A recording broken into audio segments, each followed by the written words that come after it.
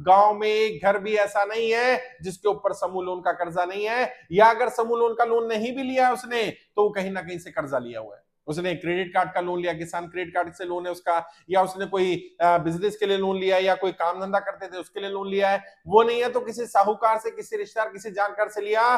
गांव में कोई एक घर भी नहीं बचा जिसके ऊपर कर्जा ना हो। आज आज देश जो है, वो कहते थे भारत कृषि प्रधान देश है, मुझे लग रहा है भारत कर्जा प्रधान देश बन गया है। भारत का हर गांव कर्जे में है, हर व्यक्ति कर्जे में।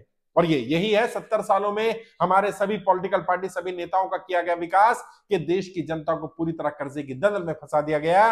और इसके लिए सरकार की गलत नीतियां जिम्मेदार है, चाहे पुरानी सरकारें रही हो या वर्तमान सरकार रही हो। और अभी लेटेस्ट में अगर बात करें तो ज्यादातर गांव के लोगों ने बताया हमारे ऊपर कर्जा नहीं था, लेकिन जब लॉकडाउन लगाया गया उस लॉकडाउन के कारण हम कर्जे की दलदल में फंसे।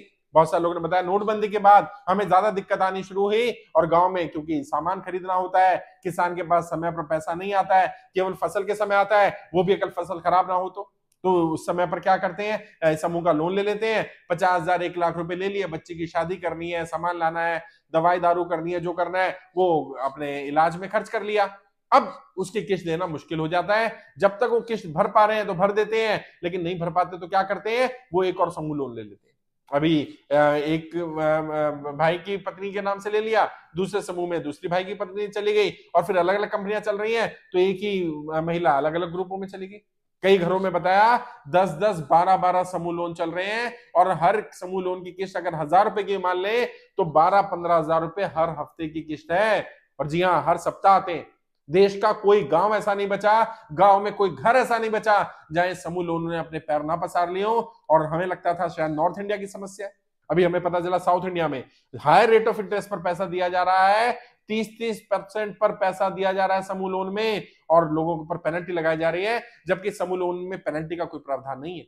अगर कोई डिले हो जाता है तो लेट पेमेंट चार्जेस नहीं लगेंगे, पेनल्टी नहीं लगेगा, लेकिन पेनल्टी भी ली जा रही है, लेट पेमेंट चार्जेस भी लिए जा रहे हैं। और क्योंकि महिलाएं ज्यादा पढ़ी लिखी नहीं है, अनपढ़ महिलाएं हैं जिनको लोन दिया जा रहा है, तो उनके ऊपर अनाप शनाप पेनल्टी सरचार्ज तो लगे रहे हैं, साथ ही साथ जो किस्त ली जा रही है, ली ज्यादा जा रही है और जमा कम किया जा रहा है। उनका कार्ड में 500 रुपए लिखे जा रहे हैं, 600 रुपए एक घर से इकट्ठा कर रहे हैं, एक व्यक्ति से इकट्ठा कर रहे हैं, हर हफ्ते आ रहे हैं। अच्छा, किसी की मंगलवार किस्त जा रही है, किसी की बुधवार जा रही है, किसी की शनिवार जा रही है, और यहां से पैसा लेके वहां दे दिया, वहां से वहां दे दिया। पूरे का पूरा गांव कर्जे की दलदल में फंस चुका है, और कोई इलाज नहीं है। सरकार को अब इनका कर्जा माफ ही करना पड़ेगा, और कोई विकल्प नहीं बचा। और जो लोग सरकार की गलत नीतियों के कारण कर्जे की दलदल में फंसे, चाहे नोटबंदी कारण हो, जीएसटी कारण हो, लॉकडाउन के कारण हो, या सरकार की किसी और नीति के कारण हो, सरकार ने महंगाई कंट्रोल में नहीं करी, महंगाई इतनी हो गई, लोग अपने घर के खर्चे खुद नहीं कमा कर पूरे कर पा रहे, तो लोन ले लेते हैं, समूह लोन ले लेते हैं।